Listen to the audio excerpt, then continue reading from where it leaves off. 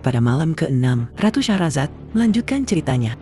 Seandainya Raja membiarkan Rauyan Al-Hakim hidup, niscaya Allah akan memperpanjang usia dan kekuasaan sang Raja.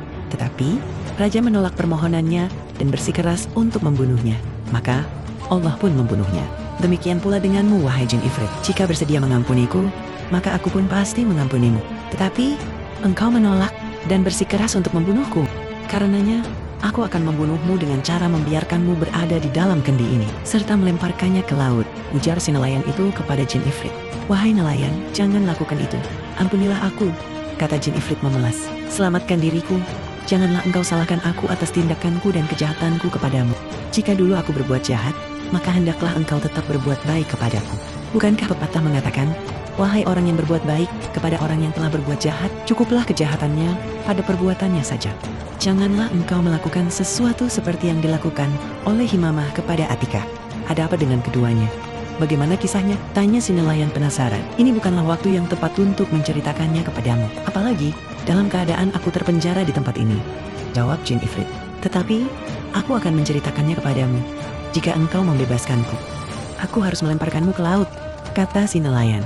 Tidak mungkin aku membiarkanmu, sebab aku telah memohon kepadamu. Tetapi engkau menolak dan bersikeras untuk membunuhku tanpa adanya kesalahanku, ataupun kejahatanku yang patut mendapatkan hukuman. Kesalahanku justru terletak pada tindakanku membebaskanmu dari penjara. Ketika engkau memperlakukanku seperti saat itu, aku segera menyadari bahwa pada dasarnya engkau telah memiliki sifat jahat sejak dilahirkan. Engkau selalu membalas kebaikan dengan kejahatan. Ketahuilah, aku melemparkanmu ke laut untuk memberitahukan kepada orang yang menemukanmu agar ia berhati-hati terhadapmu. Sehingga ketika ia menemukanmu, maka ia juga akan melemparkanmu ke laut. Engkau akan menghuni lautan itu hingga akhir zaman, hingga engkau menyaksikan berbagai siksaan. Bebaskanlah aku bersumpah tidak akan berbuat jahat kepadamu. Bahkan, aku akan memberimu sesuatu yang akan membuatmu kaya selamanya, kata jin Ifrit.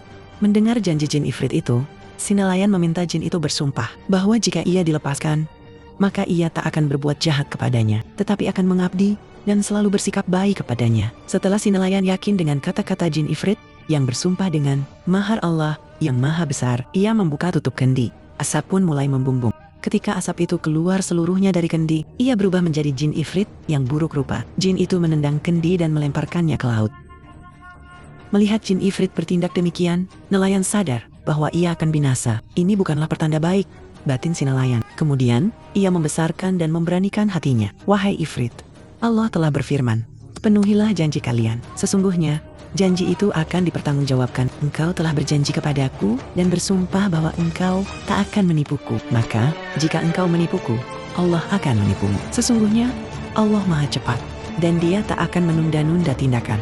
Wahai jin, aku akan mengatakan kepadamu seperti yang dikatakan Rauyan Al-Hakim kepada Raja Yunan. Biarkan aku hidup baginda, niscaya Allah akan memperpanjang usiamu, kata si nelayan. Mendengar ucapan nelayan, jin Ifrit tertawa. Ia berjalan di depan si nelayan. Nelayan, ikuti aku, ajak jin Ifrit. Si nelayan pun berjalan di belakang jin Ifrit. Sementara, ia masih belum percaya akan kebebasannya. Sampai keduanya tiba di luar kota. Keduanya mendaki bukit dan turun menuju hutan luas. Ternyata, di tengah hutan itu, ada danau. Jin Ifrit berhenti di danau itu dan menyuruh si nelayan merentangkan jala untuk menangkap ikan. Nelayan melihat ke danau. Ternyata, di danau itu terdapat berbagai jenis ikan berwarna-warni. Merah, putih, biru, dan kuning. Si nelayan merasa takjub dan sesaat kemudian, ia melemparkan jala. Begitu si nelayan menarik jalanya, ia mendapatkan 4 ekor ikan dengan warna yang berbeda-beda. Menyaksikan hal ini, nelayan sangat gembira. Bawalah ikan-ikan itu kepada raja. Berikan kepadanya, maka sungguh raja akan memberikanmu sesuatu yang bisa membuatmu kaya. Demi Allah, aku mohon maaf, karena saat ini aku tidak tahu cara untuk membuatmu kaya, sebab aku telah tinggal di dalam laut selama 800 tahun dan belum pernah menyaksikan daratan kecuali saat ini. Setiap hari engkau boleh menangkap ikan-ikan di danau ini, tetapi hanya sekali. Selamat tinggal, kata jin Ifrit. Setelah berkata begitu, jin Ifrit menghentak tanah dengan kedua kakinya. Tanah di depannya terbelah dan ia amblas tertelan bumi. Sementara si nelayan meneruskan perjalanannya ke kota dalam keadaan masih terheran-heran dengan kejadian yang dialaminya bersama jin Ifrit. Setelah sampai di rumahnya, nelayan itu mengambil ikan hasil tangkapannya, membawa ikan itu masuk ke rumah dan diletakkannya di dalam wadah berisi air. Ikan-ikan itu memukul-mukul dengan keras dari dalam wadah. Si nelayan membawa wadah itu di atas kepalanya, berangkat menuju istana. Sebagaimana yang telah diperintahkan oleh jin Ifrit, sesampainya di hadapan raja, si nelayan mempersembahkan ikan-ikan itu. Sang raja merasa sangat takjub dengan ikan-ikan yang diberikan oleh si nelayan. Sebab, seumur hidupnya, ia belum pernah melihat bentuk dan warna ikan seperti itu. Berikanlah ikan ini kepada juru masak. Titah sang raja. Juru masak istana itu merupakan hadiah pemberian dari Raja Romawi 3 hari yang lalu. Ia belum mencoba untuk memasak. Lalu, wazir memerintahkannya untuk memasak ikan pemberian si nelayan. Wahai Jariyah, sebagaimana pepatah mengatakan, aku tak akan menyembunyikan air mataku, kecuali untuk dikeluarkan pada masa-masa penderitaanku. Maka pada hari ini, senangkanlah bagindamu dan hidangkanlah masakan terbaikmu. Sebab, ikan-ikan ini adalah hadiah seseorang kepada baginda, kata wazir kepada pelayan baru itu.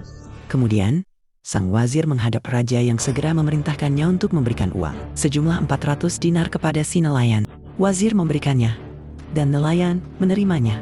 Si nelayan memasukkan uang itu ke dalam kantong dan menuju ke rumah dalam keadaan sangat gembira. Sebelum tiba di rumahnya, ia membelikan keperluan rumah tangga dengan uang pemberian raja itu. Demikianlah kisah si nelayan. Adapun gadis juru masak istana segera mengambil ikan-ikan tersebut, membersihkannya, dan meletakkannya di wajan yang sudah disiapkan di atas tungku.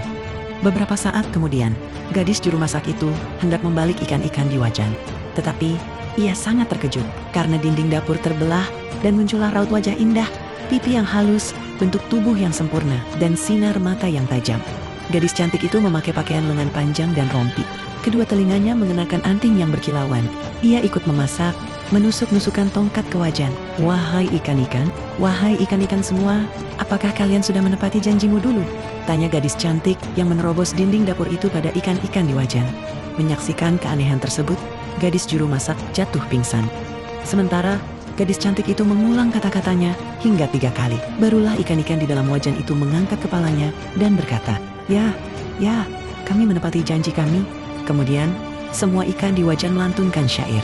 Jika engkau kembali kepada kami, maka kami pasti kembali kepadamu. Jika engkau menepati janjimu kepada kami, maka kami pasti menepati janji kami kepadamu. Jika engkau meninggalkan kami hingga jauh darimu, maka kami pun akan membuatmu terpisah jauh dari kami. Ketika ikan-ikan itu selesai bersyair, si gadis cantik membalik ikan-ikan di wajan dengan tongkatnya, dan segera menghilang ke celah dinding yang terbelah, tempat ia muncul tadi. Dinding dapur itu segera menutup kembali.